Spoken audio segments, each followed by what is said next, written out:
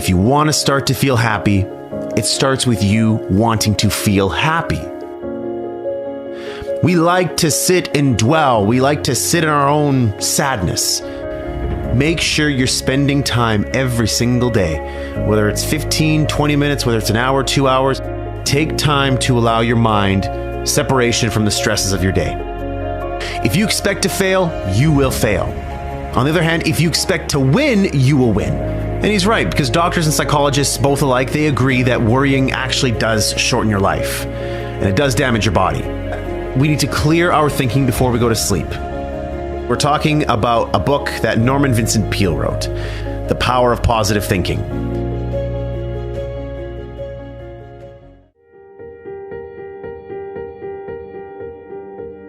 Let's kick this off with golden nugget number 1, creating your own inner happiness. That you are responsible for your own happiness. Because unhappiness is usually the byproduct of you thinking sad thoughts, you having these negative feelings, you having resentment towards others, and just having an overall crappy outlook on life.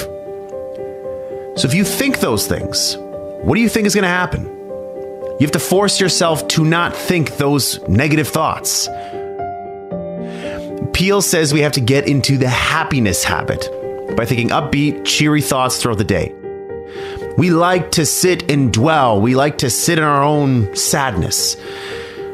I don't like to do that, but I just know that sometimes my brain forces me to do that, and I don't know why. So I have to force myself to not do that.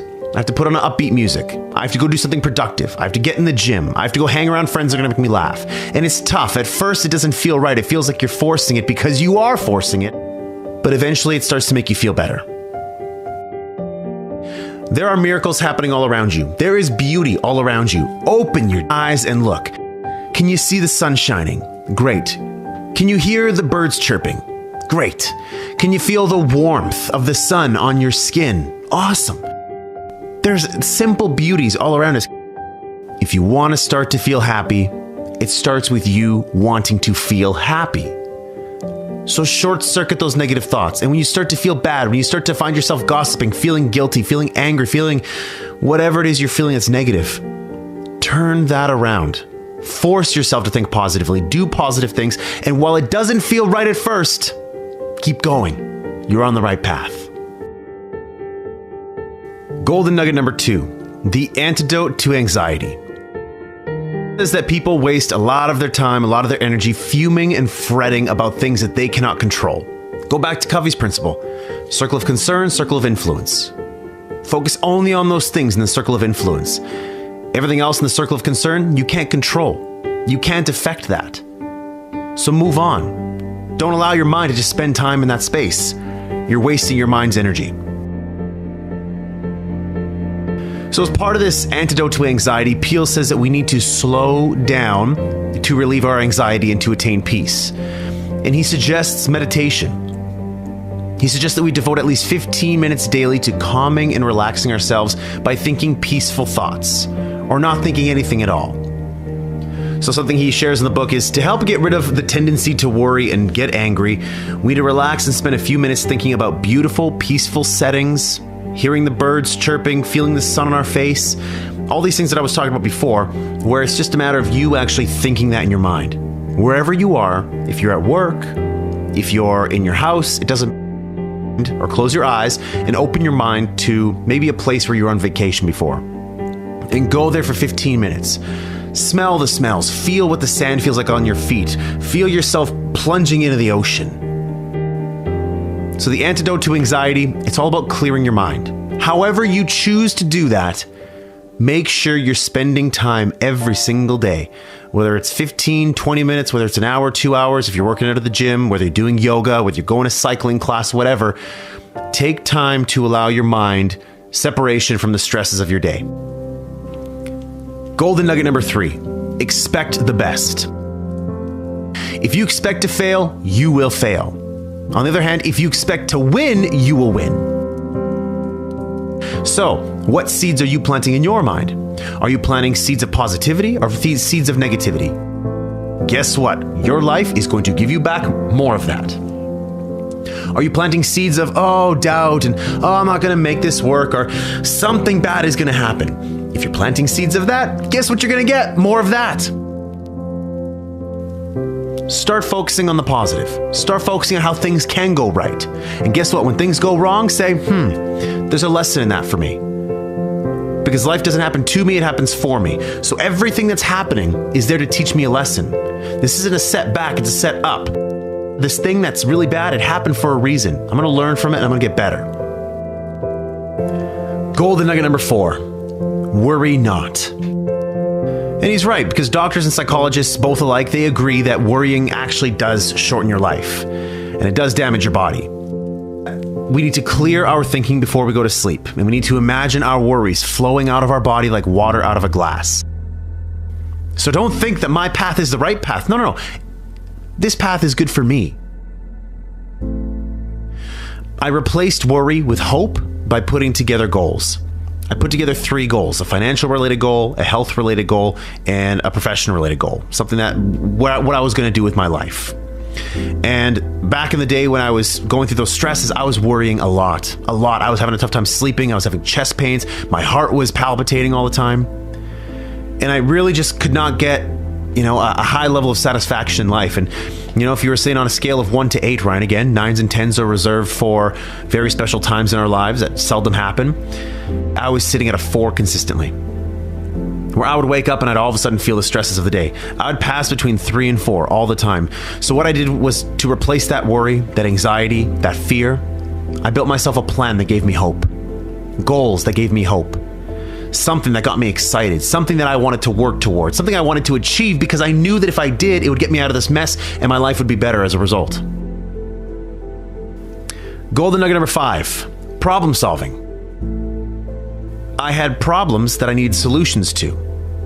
I had desires, I had wants, I had dreams, I had goals that I needed a solution to. The Crap Show was a solution. Create Your 8 was a solution. But what I did need to do was take myself out of the busyness of the day and allow my mind to sort of free up and look for inspiration all around me. And know that whatever solution I'm looking for, it's going to come to me.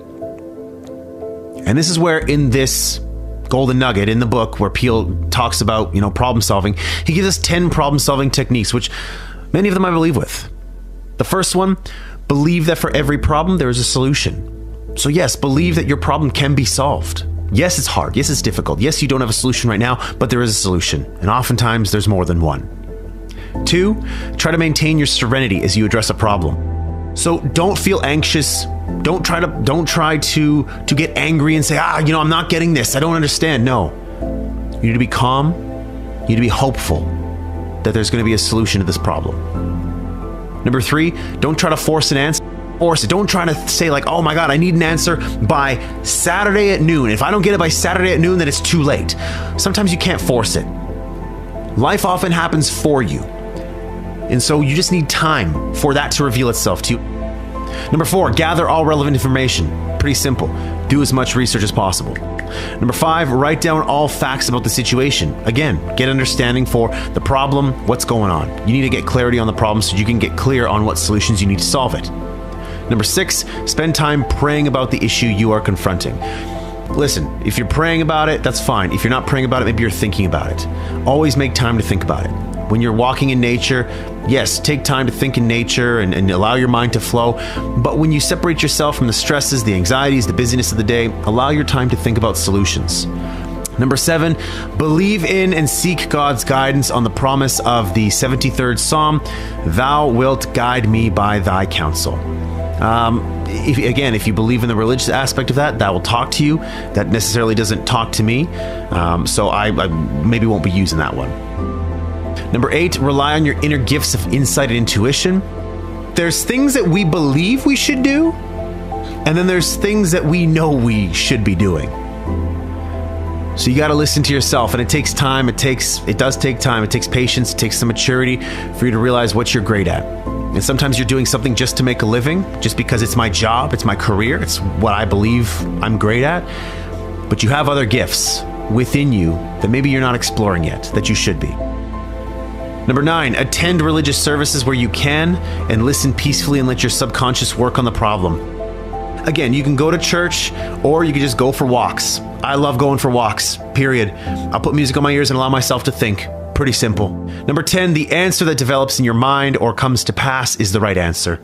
So I just allowed the thoughts that came in my mind. Whenever I had a thought, an inspired thought, I wrote it down on my phone. Pulled up my phone, opened up the notepad, and just wrote it down. At the end of the day, I would think about it, ponder on it, say, you know what, this idea is something I want to go further into and dig deeper into that. That's exactly how this show happened. That's exactly how Create Your 8 happened. And it's exactly how you're going to find solutions to your problems. Last but not least, golden nugget number 6, how to handle heartache. Now, everybody at some point in their life experiences heartache, and it's tough. And so Peel says that for us to get over heartache, we need to resist the heartache by staying busy. So if you're getting a divorce from your husband or your wife, if you just broke up with your girlfriend or your boyfriend, if you just lost a loved one, if a loved one passed away, a friend, a family member, doesn't matter who it is. He says that in order for you to get through it, you need to stay busy. You need to return to your normal activities as soon as possible after a loss or a defeat. And you need to resist the temptation to brood and feel sorry for yourself. I got to get back to work. I got to get back to my goals, get back in the gym, get back to eating right, get back to hanging out with my friends, my family, listening to the music that I was listening to. We have to return to life. But sometimes we just have to be sad and we have to work our way through it. But the key here is to not allow your mind to dwell on it for too long. That's not handling heartache. That's allowing heartache to take control of you and to win.